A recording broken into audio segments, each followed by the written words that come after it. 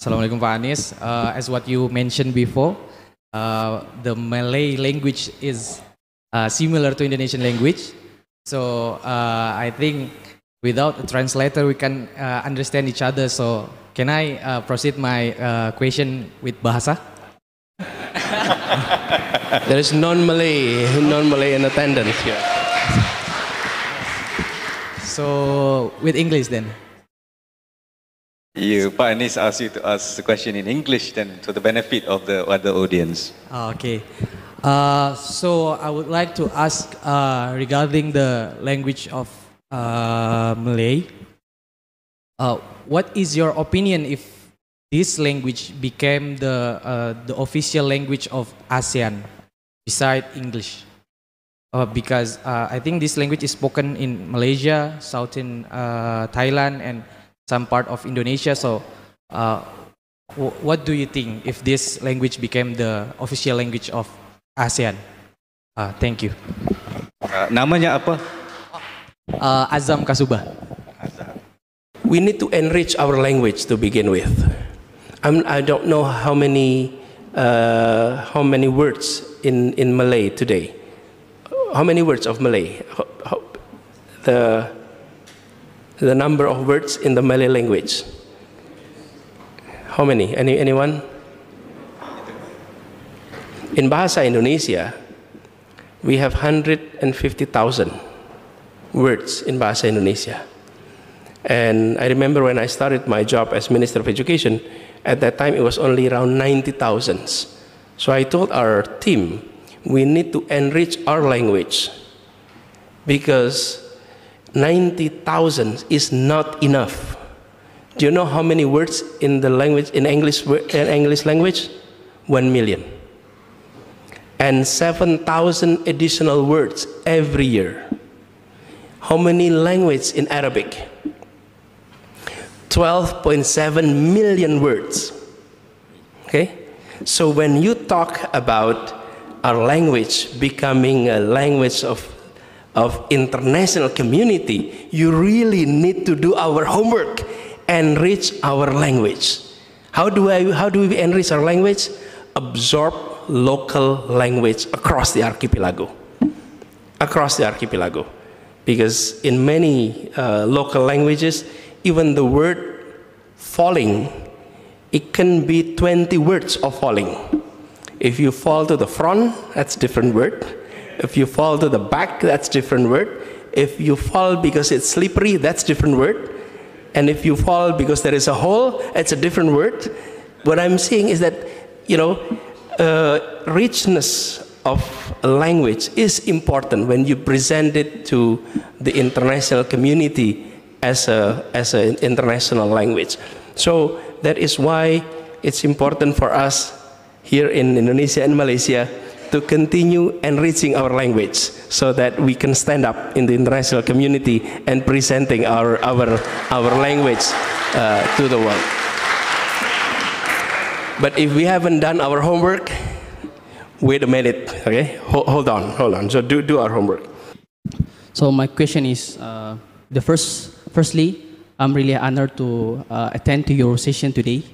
And interestingly, you did mention several times about gotong royong, or togetherness in the Southeast Asia, especially in Indonesia. So based on your leadership experience as the governor of the biggest city in Jakarta, in Indonesia, especially Jakarta, have you experienced to solve any horizontal conflicts, especially the conflicts regarding religions and politics?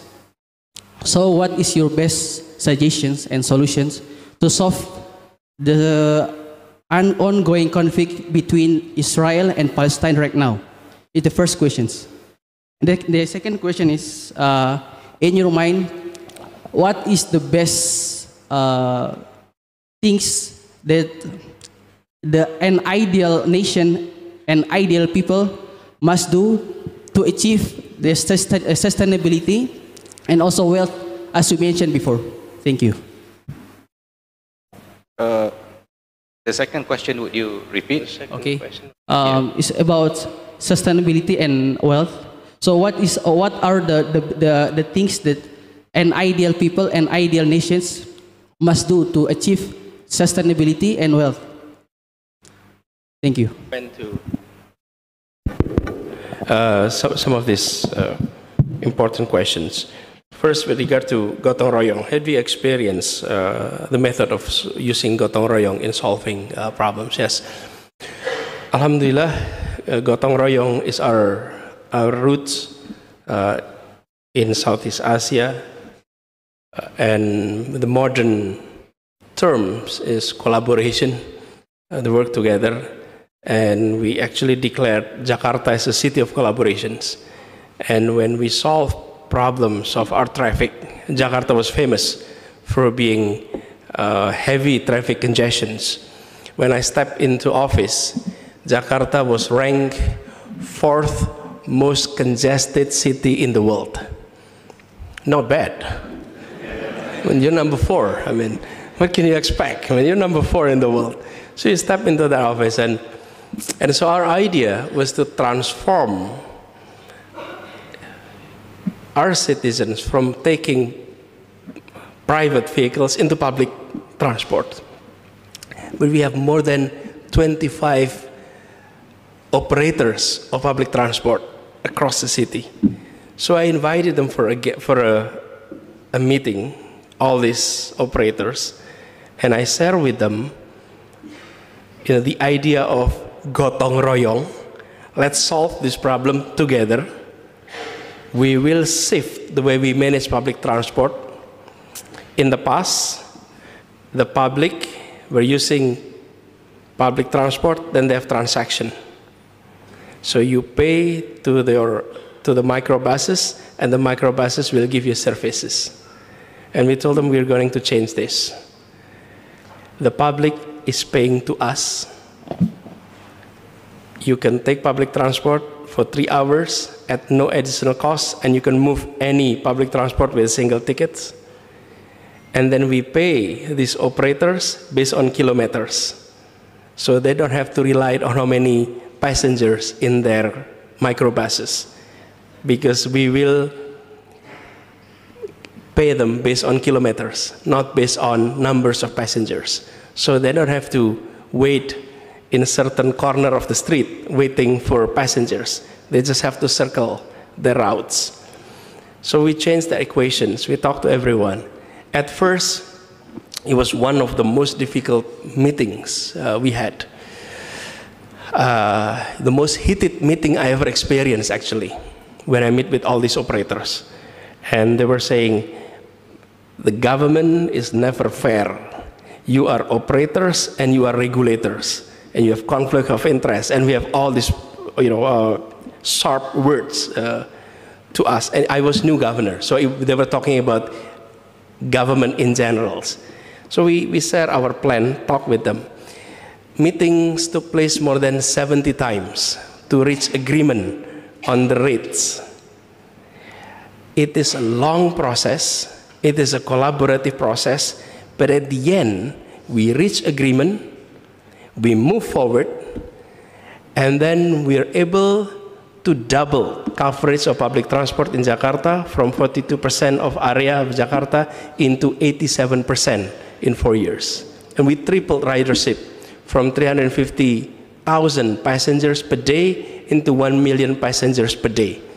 Why? Because all these operators were integrated into a gotong royong system together. So Jakarta ranked number 4 most congested city.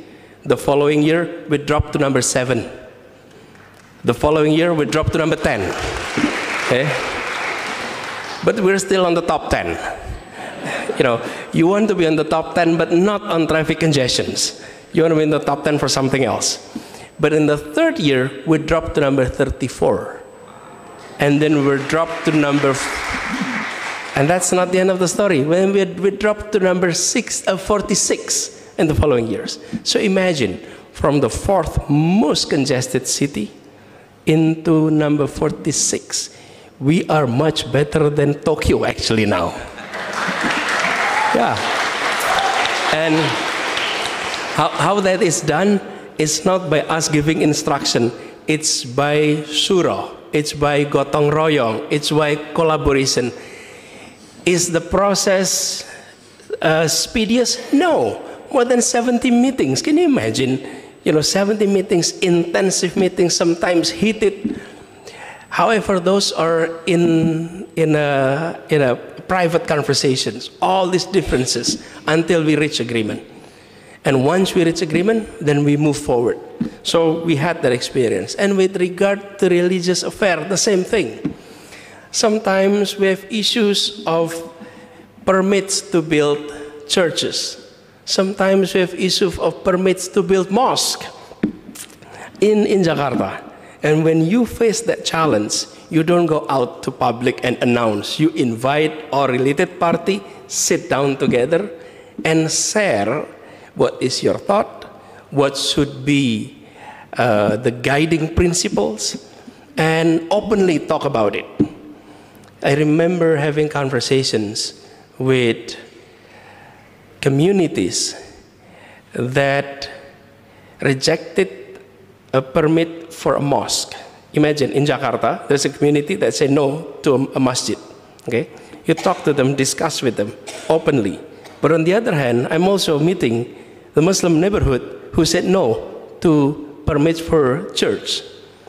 You talk to them, explain openly, explain the rules and regulation openly, hide nothing, and tell them why it is important that everyone to uphold the values that I have been echoing over and over again. The principle of equality, the principle of justice. When you talk about that principles, it's a lot easier for everyone. I ask these simple questions.